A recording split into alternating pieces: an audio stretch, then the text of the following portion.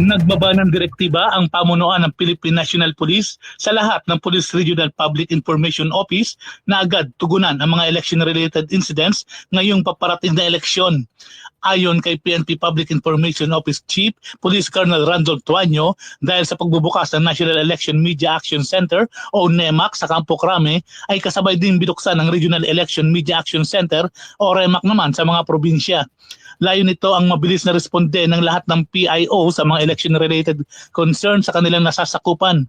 Paliwanag ni Tuaño na dapat ding maging available agad ang mga impormasyon at makipag-ugnayan agad ang mga tauhan ng mga public information offices.